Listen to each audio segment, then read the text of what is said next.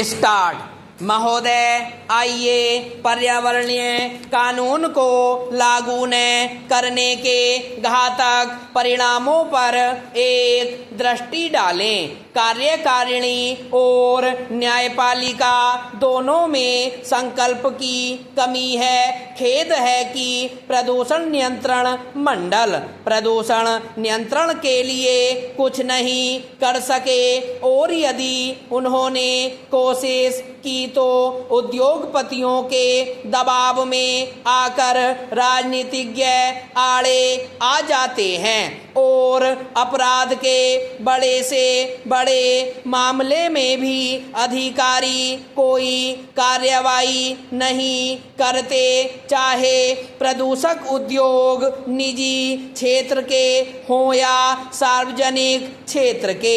मेहता वाले मुकदमे में उच्चतम न्यायालय द्वारा पर्यावरण सुरक्षा संबंधी कानूनों को लागू करने के लिए न्यायालयों की सहायता के लिए पर्यावरणीय न्यायालयों की स्थापना का सुझाव दिया गया था। न्यायमूर्ति भगवती के अनुसार पर्यावरण प्रदूषण, पारिस्थितिकी क्षति और प्राकृतिक संसाधनों से संबंधित झगड़ों के मुकदमे दिन पर दिन बढ़ते जा रहे हैं और इन मामलों में वैज्ञानिक तथा तकनीकी आंकड़ों का मूल्यांकन आवश्यक होता है। इसलिए क्षेत्रीय आधार पर पर्यावरण न्यायालयों की स्थापना की जानी चाहिए, जिनमें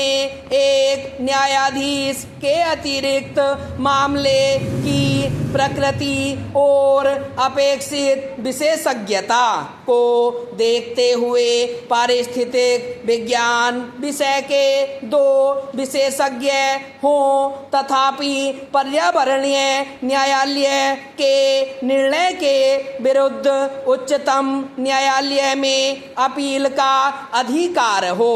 विराम चेंज।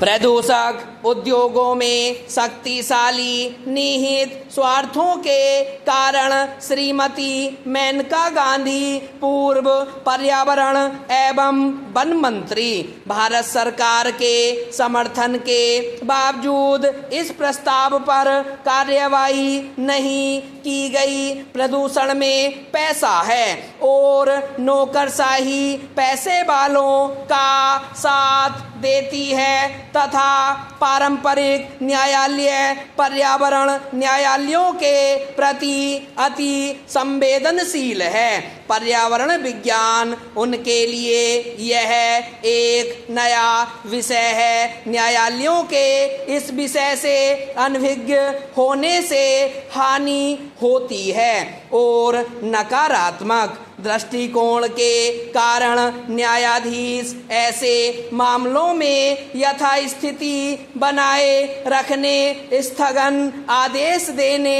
या मुकदमा खारिज करने जैसा आसान तरीका अपनाते हैं। उच्चतर और उच्चतम न्यायालय के कुछ न्यायाधीशों ने इस दिशा में प्रशंसनीय कार्य किया है, किंतु पारंपरिक न्यायालयों के विद्वान वकील प्रदूषण नियंत्रण के संरक्षक नहीं हैं, क्योंकि वे कानूनी प्रक्रिया संबंधी जोड़ तोड़ में लगे रहते हैं और उन्हें बनाम के पारंपरिक मुकदमों से ही फुर्सत नहीं मिलती और न ही उसमें पर्यावरणीय मामलों को निपटाने की विशेष योग्यता होती है। सामाजिक कार्यकर्ताओं द्वारा दायर किए गए सामाजिक न्यास संबंधी